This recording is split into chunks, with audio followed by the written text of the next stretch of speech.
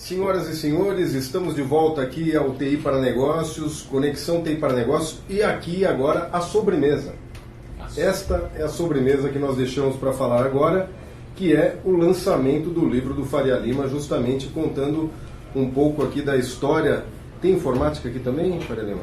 Eu acho que deve ter. Informática está em todo lugar. Está em todo lugar. Mas ele fala principalmente aí de sua família, que tem uma história importante e muito importante para o Brasil todo, não só para a cidade de São Paulo. Faria Lima, fala um pouquinho disso que você estava contando aqui para a gente nos bastidores e que no final das contas a gente resolveu parar para começar a gravar isso.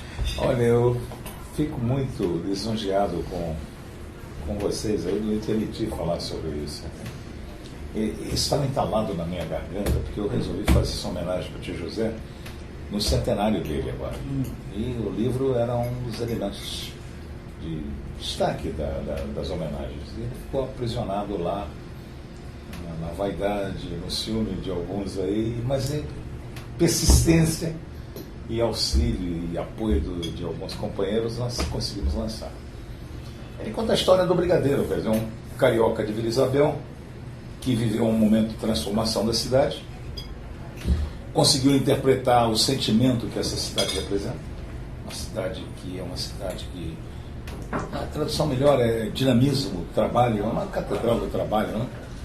E ele interpretando esse sentimento todinho dos brasileiros que aqui vivem, trabalham, tudo, ele foi mitificado. Ele é uma lenda viva.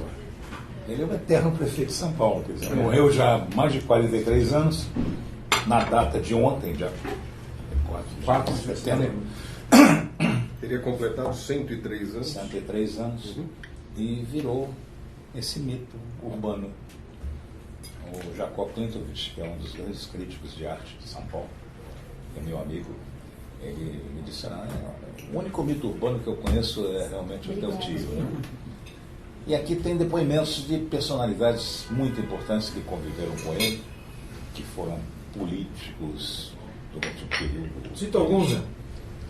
Tem o Geraldo Alckmin, tem o Serra, tem o meu amigo Marim, né? O Zé Maria Marim, que é agora... CBF. Hein? Presidente da CBF. Presidente da CBF, entende? Fanático pelo São Paulo, igual alguém que eu conheço.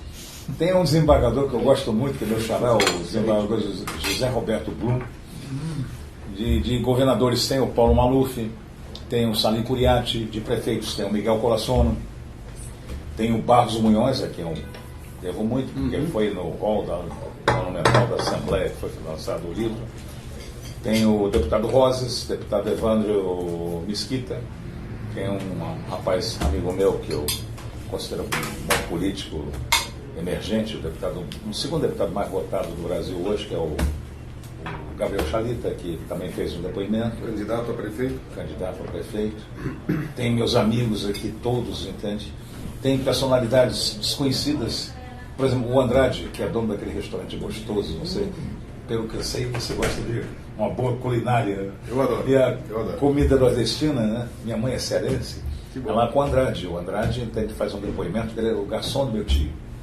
Ele trabalhava naqueles restaurantes de época, rodeio e tudo, e ele era um garçom. Tem a Roberta Opsi-Blum, que deu um depoimento maravilhoso. Ela não conheceu o Brigadeiro, mas ela fez um depoimento de comover. Porque, infelizmente, o brasileiro não sabe dar valor às coisas, e hoje a Faria Lima virou uma avenida. Virou só uma avenida. E ele representa muito. Nós estamos começando a querer dar valor aos nossos maiores. Porque nós temos que encontrar os caminhos do amanhã com a experiência de todos aqueles que já viveram no passado. A memória, né? Que a gente tanto fala. Né? A memória. Né? E hoje, se fosse hoje, quer dizer, essa memória virtual nossa, ela é indelével, ela não esquece. Nos programas de hoje, de televisão, de tudo, você faz recuperação de imagens de videotape de 20, 30 anos atrás. Pois é. Naquele tempo não existia isso. Está só na memória latente do povo. Então você precisa captar isso. O YouTube registra hoje, e frase do Renato, que mais uma vez eu me apropriar de uma frase sua, que é a justiça condena, a internet... Não. A justiça absolve, a internet condena. A internet condena, é isso aí. Estou gostando do Supremo agora, que o Supremo está querendo condenar mesmo algumas práticas que desabonaram um pouco a realidade brasileira. Né? Não, mas o livro, então, é exatamente isso. Tem as obras dele, considerado o prefeito das 1000 obras. Radial Leste, 23 de maio. 23 de maio. Tem depoimentos, por exemplo, do Laudo Natel, maravilhosos. Eu fui no Meixes, o Meixes era o secretário de obras. Meixes. José, por muito pouco, ele não virou presidente, não é isso? O meu testemunho é esse. Ele foi escolhido pelos militares para substituir o Costa Silva, que estava morto. E ele era o que chamavam de anfíbio. Ele morreu no mandato, o Costa Silva, não foi? Costa Silva. Costa Silva, né? Costa Silva teve um problema sério e estava meio morto. E o Faria Lima, quando ele largou a prefeitura, porque ele foi eleito pelo povo, e nós forçamos ele a sair no último dia. Ele era apaixonado por São Paulo, disse, mas não pode continuar, o povo elegeu, você tem que ir embora. Ele saiu com 97% de bom e ótimo. Recorde. 1% de rejeição, porque unânime entende nem o Pelé. Nem o pessoal fala do Papa. Não, Maradona. Não, o Maradona só na Argentina. Então, aqui tem as obras todas dele, né? A própria Faria Lima. Mas te contando de alguns detalhes aqui, por exemplo, o Paulo Nathanael, que era da Academia Paulista de Letras, o Paulo então dá um depoimento, diz assim, o último Quarupi feito pelos Chavantes foi em homenagem ao Brigadeiro. Olha só. Depois eles prometeram nunca mais fazer, mas eu acho que eles esqueceram disso, eles acabaram de fazer uma homenagem para o Darcy Ribeiro, merecida, porque o Darcy foi um grande educador. Tem depoimentos aqui do tempo que ele participava do Correio Aéreo Militar, que era anterior ao Correio Aéreo Nacional, que o CAN só surgiu em 41, quando a aeronáutica surgiu. Ele trabalhava com o Eduardo Gomes. Né? Então esse carioca de Vila Isabel, um doutor São Paulo entende... Faria Lima, no bastidor você contou pra gente uma história que eu achei muito bonita, da fundação da Aeronáutica Brasileira. Os 2 brigadeiros da sua família, os 2 Faria Limas brigadeiros e que fundaram a aeronáutica. Gostaria que você contasse um pouquinho disso também. Isso é muito a aeronáutica foi fundada em 41 pelo Eduardo Gomes, que inclusive tem uma passagem. O Eduardo, em 32, ele bombardeava Campinas, mas mesmo assim ele foi perdoado pelos paulistas. Ele foi criado em 41. E o primeiro ministro da aeronáutica foi o Salgado Filho, que era um civil. E a aeronáutica, entende, só traz orgulho. Como eu sou filho de militar, eu fui criado num berço de valores e eu gosto muito do azul. Os outros meus 2 tios eram da Marinha. O tio João, que era o meu padrinho, e o Floriano, que foi o primeiro governador do Rio de Janeiro, que fez a fusão dos estados. Sim. Quer dizer, quando o Rio deixou de ser capital para Brasília. Então, estava contando esses detalhes para você, que era um detalhe muito interessante, né? No caso, papai é da turma de 34 e os companheiros dele viraram generais muito depois dele, porque como a aeronáutica estava sendo recriada, os cargos eram abertos, não havia disputa pelos cargos, eles eram promovidos. Papai foi promovido muito rápido. Por carreira. Por carreira. E eles eram todos primeiro aluno de turma. Então eles eram promovidos por mérito e por antiguidade não precisava, que era mais por mérito. Né? Que a carreira militar normalmente acaba com um coronel. Depois há uma reunião e um conselho e ele escolhe os generais, que é aquele que tem a visão universal. Né? Então hoje se tenta denegrir muito os militares. Mas, por exemplo, Brasília não existiria se não fossem os militares. Porque o Jânio, que renunciou na minha casa, papai era o comandante de Cumbica, renunciou em casa, o Jânio odiava Brasília. Então, se fosse o Jânio para continuar, o único que gostava um pouco era o Juscelino, mas a maioria então, não gostava do Quem é que queria largar o Rio de Janeiro? Eu não largaria o Rio de Janeiro. O mundo foi feito em 7 dias, 6 dias. Deus fez só o contorno do Pão de Açúcar. Eles é que vai para Cucuia, vai para São Gabriel da Cachoeira, e eles ficaram e consolidaram Brasília. Então tem várias passagens. Você só ama aquilo que você conhece. como é que um menininho que nasce aqui em São Paulo, que tem um índice de mobilidade, que o máximo que ele conhece talvez seja o Guarujá, o Soma, o Campos do Jordão, às vezes nem o Rio de Janeiro ele chega. E nem olha. Como é que ele vai gostar e amar a Amazônia se ele não conhece a Amazônia? Quem é que tinha essa preocupação de integração da Amazônia, da riqueza da Amazônia? Pois é. Não sei, eu estou falando demais aqui. Fernando, não está falando demais não. Eu até ia falar uma coisa para você, e é uma conversa que a gente sempre tem aqui, esse nosso grupinho aqui, que é o seguinte, a educação. A educação é a base de tudo, né?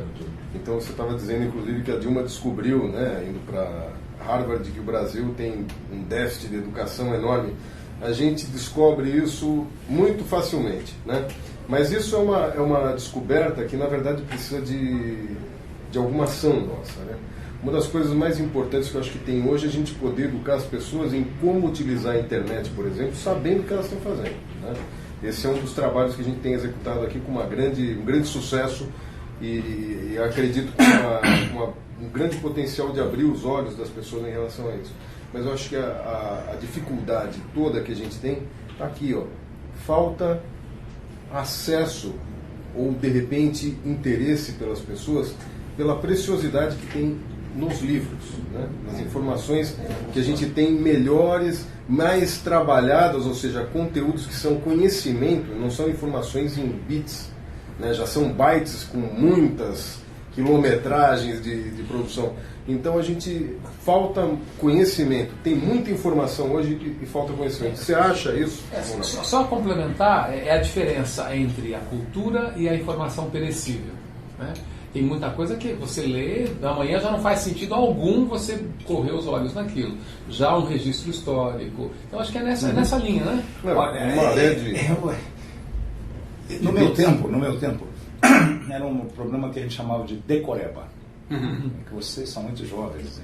Conhecemos o termo. Não, o termo decoreba. Rios à margem direita do Amazonas. Javari, Juruá, Purus, Madeira, Tapajós, Xingu, Tocantins. E na esquerda, Jamundá, Trombetas, Dedo. Funcionava, né? Funcionava na base. A gente cantava o hino nacional. Outro dia eu estava conversando com um amigo meu, entende, Fausto Camunha. O Fausto criou um esquema aí de escola utilizando o futebol e as motivações mais para educar as crianças. E futebol Brasil se destaca. Agora não tanto, né? Com exceção de poucos times aí, nós estamos entendendo muito mal. Mas eu consegui montar uma equipe e nós íamos para a Coreia para fazer uma disputa qualquer lá. E eu disse, vocês sabem cantar um hino nacional? Ninguém sabe cantar um hino nacional.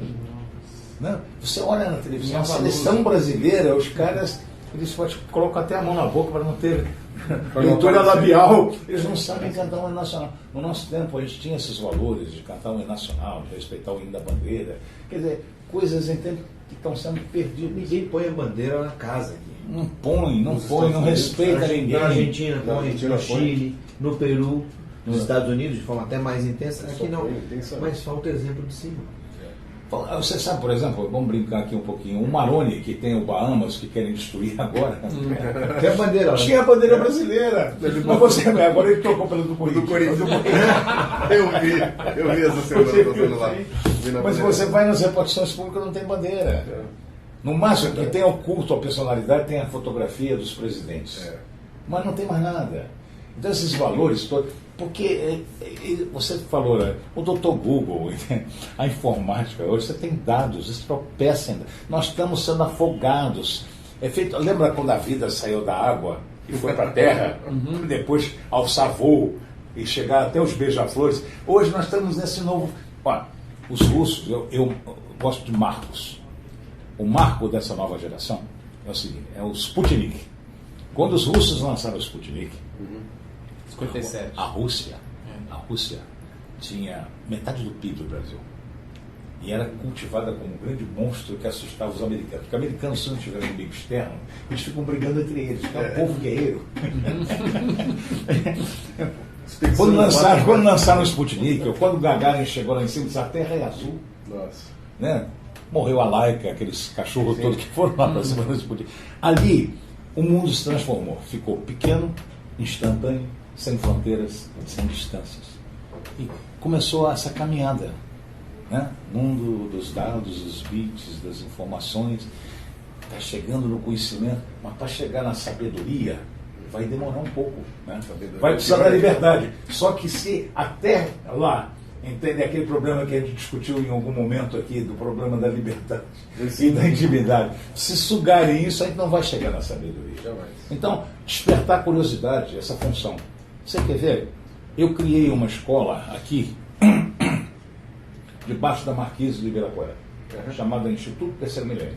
Eu treinei 10 mil crianças no uso da informática. O Citibank me deu 50 máquinas e eu espalhei pelas ruas aí assim. Quem chegar na hora, 10 minutos antes, entra na sala, porque eu só podia colocar 2 crianças por máquina.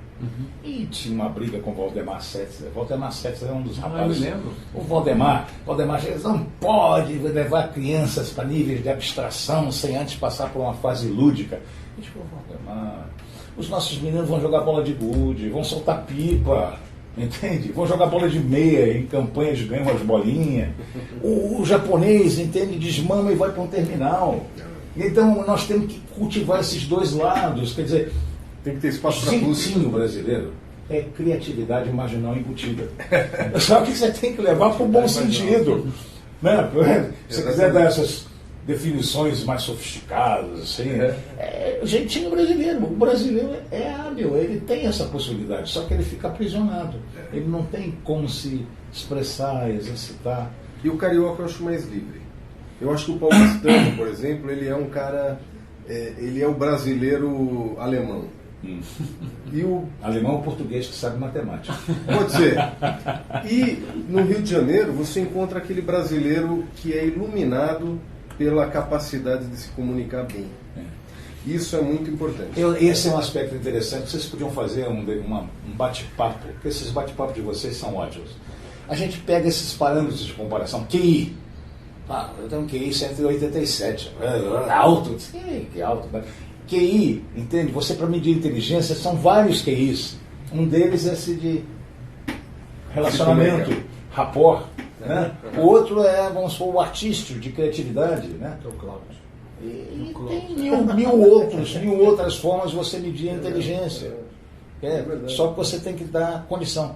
Eu fiz Junior High School lá em Washington, D.C. Papai era da Antigo Militar. Lá eu me lembro que eu tocava música, eu fazia ginástica artística, levava um rock marciano, que era o campeão mundial de boxe, para bater papo com as crianças. Eu olhava para aquele... com a idade que eu tenho hoje, eu não esqueci aquilo. No Brasil, como é que funciona? Professor mal pago, tudo desmotivado, sala de lata. E tem uma coisa também que em Washington existe, e que eu agradeço muito ao John Smithson, né? Que é a criação de um museu gratuito, porque o museu tem que ser gratuito. E o museu do Smithsonian, todos os museus, não é um, são todos os museus, eles são gratuitos. E eu acho que isso fantásticos. São maravilhosos. Exatamente. Há uma interação, o museu é um negócio vivo, é um processo de aprendizado. Você olha, você vê. Eu fui em museus, por exemplo, quando eu fui para a Rússia, como eu sou filho de militar, naquela época era um maniqueísmo. Era um lado bom e um lado ruim. Só existia o preto e o branco, não existia as matizes de cinza. Quer dizer, eu só me sentia bem lá em Moscou quando eu ia no Bolshoi. Quando eu ia, entende, nesse museu que eles têm um museu dos astronautas lá, que você olhava e dizia, como é que esse Gagarin entrou nessa lata de sardinha e voou pelo mundo? Que peito, né? Que e o nosso astronauta vendendo travesseiro. Quer dizer, é um negócio. Muito bom. Muito bom, gente. Bom, olha, aproveitando aqui que o assunto é conhecimento e cultura, vamos aproveitar para dizer novamente aqui que o livro está à venda, inclusive em livrarias, ou ele está sendo distribuído? Ontem ele foi distribuído gratuitamente àqueles que foram convocados pelo presidente lá, Barros Munhoz, para o lançamento do livro. A gente está tentando, parece que está havendo uma boa procura, tentar ver. E nós vamos ter um e-book em breve, né? Eu estava com vontade de falar, entende, sobre a possibilidade de a gente fazer um e-book aí. Podemos fazer. E deixar livre isso para o povo. Com certeza, podemos. Conhecer a história, conhecer os seus maiores, cultivar os seus exemplos, aprender com os erros que eles cometeram, tudo isso. Sim. Não, e aí, me desculpa, eu não posso deixar escapar, já que o prefeito Faria Lima foi conhecido pelas 100 obras, é bom que as pessoas leiam e saibam que obras são essas, para não achar que é obra do Maluf, né? Capaz do Maluf ter se apropriado. Olha, eu me lembro de certas obras, detalhes interessantes. Quando a rainha veio inaugurar o MASP aqui, eu trabalhava no gabinete. Eu já estava tentando fazer uma central de informação, transformar a SFC numa central de informação. A gente pintava os canteiros de verde, para que ela, ao passar ao longe, entende, sentisse que existia um cultivo, entende, ao verde, a grama e tudo. Porque a cidade era um canteiro de obras. Começou o metrô por quê? Começou o metrô porque o pessoal não queria financiar o metrô, porque era mais fácil financiar a ponte em Niterói, que era visível, do que fazer, entende, o metrô, que é debaixo da terra. Então tudo que é escondido parece que o pessoal não quer fazer. Por isso que não tem saneamento. É isso aí. Gente, então até a próxima, né? Até a Zé próxima. Roberto, obrigado por mais uma vez aí ter participado conosco, uma honra. Nós vamos fazer mais um bloco? E faremos aí vários outros, né? Vamos fazer então uma outra ocasião. É isso aí, é isso aí. É isso aí, Foi gente. uma satisfação imensa conhecê-lo de tão falado pelo Renato, né? Tantas histórias. Olha, faremos uma. Eu contratei ele para fazer esse tipo de cultivo a imagem, então que valeu a pena. Mas eu tenho que pegar os livros para dar para vocês dois. Mas eu lembro aqui, fazer um registro aqui, eu lembro. Pegar dois lá embaixo do carro. Em 97, quando eu li um artigo do Zé Roberto na Gazeta Mercantil sobre o problema do bug do milênio. O Zé trabalhou muito em cima disso, me chamou a atenção na época. Escrevi um livro sobre o Y2K, prefaciado pelo Zé Roberto. Né? Então, queria agradecer aqui ao meu querido sogro, uma honra. E a todos vocês aqui. Uma boa tarde, bom dia ou boa noite, como diz o Xandó. Isso aí. Como diz o Renato. Um forte abraço para todo mundo. Até a próxima, gente. Tchau, tchau. Tchau.